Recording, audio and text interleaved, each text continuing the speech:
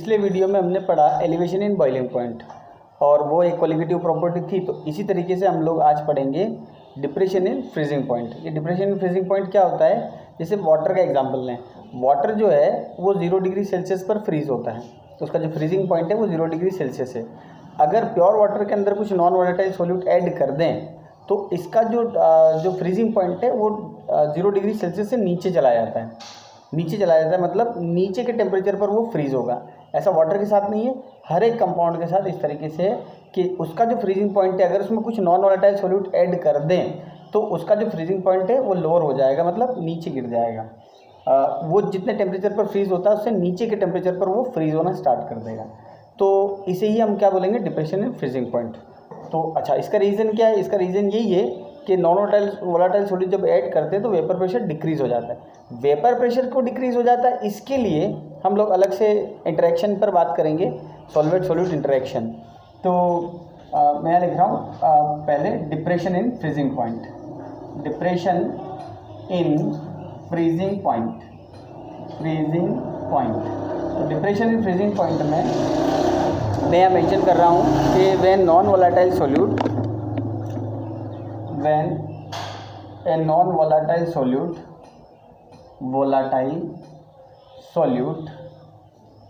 added in pure solvent, its vapor pressure or vapor pressure of solution decrease. As the result its freezing point of freezing temperature decrease। Student, ये तो हो गया इसका statement. अब अगर इसको graph को देखें आप लोग, इसके ग्राफ को एनालिसिस करें, वेपर प्रेशर वर्सेस टेम्परेचर। तो सॉलिड स्टेट में जो वेपर प्रेशर टेम्परेचर का ग्राफ होता है सॉलिड स्टेट के लिए वो जनरली होता है एक स्ट्रेट लाइन इस तरीके से।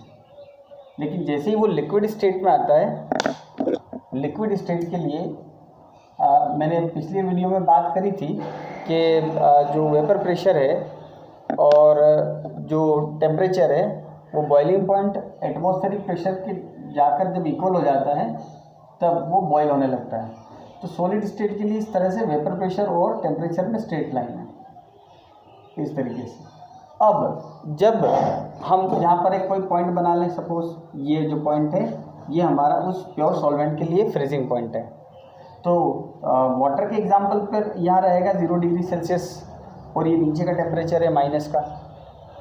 तो जब 0 डिग्री सेल्सियस पर है आपके पास कोई भी लिक्विड या आइस ही है तो मेल्ट होने के दौरान तो वो टेम्परेचर कांस्टेंट रहेगा, लेकिन उसके बाद धीरे धीरे जब वो रूम टेम्परेचर पर आएगा तो उसका क्या होगा? टेम्परेचर इंक्रीज़ होगा, और टेम्परेचर इंक्रीज़ होगा इस वे में, और यहाँ आ जाएगा इसका बॉइलिंग पॉइंट। ये हमने पहले वीडियो में डिस्कस किया था।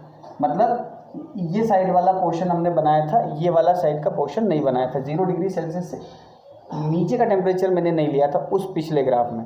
अब यहाँ देखिए 0 डिग्री सेल्सियस पर है हमारा कोई भी सॉल्वेंट, और जब हम उसे हीट करते हैं, उसका टेम्परेचर इंक्रीज़ करते हैं, तो वो एक पर्टिकुलर उसके बॉइलिंग पॉइंट पर, जैसे वाटर की बात करें तो 100 डिग्री सेल्सियस पर जाकर वो बॉयल हो जाता है और ये बॉइलिंग पॉइंट हो गया। अब हमें यहाँ की बात नहीं करना है, अब हमें कहाँ की बात करना है? जब हम इस लिक्विड के अंदर, इस सॉल्वेंट के अंदर कोई नॉन वोलेटाइल सॉल्यूट ऐड कर दें तो इसका जो फ्रीजिंग पॉइंट है, जरूरी नहीं है 0 डिग्री सेल्सियस हो, कोई भी टेम्परेचर हो सकता है, ऐड कर दें तो उसका वेपर प्रेशर डाउन हो जाता है। वेपर प्रेशर डाउन हो जाएगा और उसका वेपर प्रेशर गिरकर इतना हो जाएगा ये। और फिर उसके बाद अगर हम उसे टेम्परेचर बढ़ाकर बॉईल करना चाहेंगे तो उसके लिए ग्राफ कुछ इस तरीके से होगा, ये इस तरीके से वो ग्राफ जाएगा। तो इसका मतलब है कि ये एक्चुअल फ्रीजिंग पॉइंट था, ये एक्चुअल फ्रीजिंग पॉइंट था, और उसमें जब नॉन वोलेटाइल सॉल्यूट डाल दिया तो उसका फ्रीजिंग पॉइंट गिरकर ये हो गया। अब इन दोनों में से ज़्यादा कौन है, ज़्यादा बड़ा कौन है? ज़्यादा बड़ा ये है, ये प्लस की वैल्यू होगी और ये माइनस की वैल्यू होगी डिग्री सेल्सियस। केल्विन के लिए तो दोनों ही पॉजिटिव हैं ये, तो ये हो गया हमारा graph between vapour pressure and temperature. अब इसे मैथमेटिकल मॉडलिंग कर देते हैं इसकी। ये 1 एटमॉस्फेयर या जो भी एटमॉस्फेरिक प्रेशर है वो है। तो ये वेपर प्रेशर पहले था जब वो सॉलिड स्टेट में था, प्योर सॉल्वेंट, और ये सॉलिड स्टेट में जब सॉल्यूशन आया। तो overall we can say that the depression occurs in solution when a non-volatile solute added, then we can say that the depression in freezing point, this difference is called depression in freezing point, कि पहले कितने पर freeze हो रहा था और अब कितने पर फ्रीज हो रहा है। TF if we want positive value, TF0 ये ग्रेटर होगा हमेशा और ये लेसर। ये हो गया डिप्रेशन इन फ्रीजिंग पॉइंट। अब जो डिप्रेशन इन फ्रीजिंग पॉइंट है ये हमेशा मोलालिटी के डायरेक्टली प्रोपोर्शनल होगा। तो DP equal to directly proportional to molality, और we can say that del TF equal to KFM, where the KF is constant and molar depression constant, also called molar depression constant। Student इसका other name भी है, इसे बोलेंगे cryoscopic constant, cryoscopic constant. ये cryoscopic constant भी बोला जाएगा इसे, KF को। यानी अगर KF देखें तो KF equal to depression in freezing point upon molality, therefore 0 degree Celsius पर मोल और डिग्री सेल्सियस पर मोल और केल्विन पर मोल। इसकी जो यूनिट है, SI यूनिट में अगर बात करें, SI यूनिट केल्विन पर मोल। तो ये हो गया हमारा डिप्रेशन फ्रीजिंग पॉइंट। अब इस पर न्यूमेरिकल कर सकते हैं, कभी KF फाइंड आउट करने के लिए आ सकता है, कभी यूनिट फाइंड आउट करने के लिए आ सकती है कि यूनिट को डिफाइन करें तो पर केल्विन पर मोल, पर केल्विन पर मोल।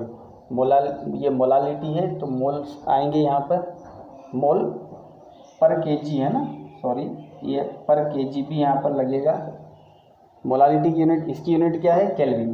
KF की यूनिट क्या है, केल्विन, और मोलालिटी की यूनिट क्या है, मोल पर केजी। तो ये ओवरऑल क्या हो जाएगी, किलोग्राम, केल्विन किलोग्राम पर मोल। ओके स्टूडेंट, अब इसमें इसके साथ मोलालिटी भी ऐड कर देते हैं। तो मोलालिटी के लिए यहाँ मैं फॉर्मूला नोट करूँगा, delta TF equal to KF and what is the molality, WB into 1000 upon MB into G, where the mass of solvent in ग्राम। तो ये हो गया हमारा एक फॉर्मूला। अब हमारी एक कोलिगेटिव प्रॉपर्टी और बची है, इसमें हम लोग डिस्कस करेंगे ऑस्मोटिक प्रेशर। इस चारों कोलिगेटिव प्रॉपर्टी होने के बाद जो नेक्स्ट वीडियो होगा हमारा वो होगा न्यूमेरिकल्स के ऊपर। इनके ऊपर फिजिकल केमिस्ट्री में बहुत सारे न्यूमेरिकल्स हमें आते हैं, तो ये हमें कंप्लीट करना है। Okay student.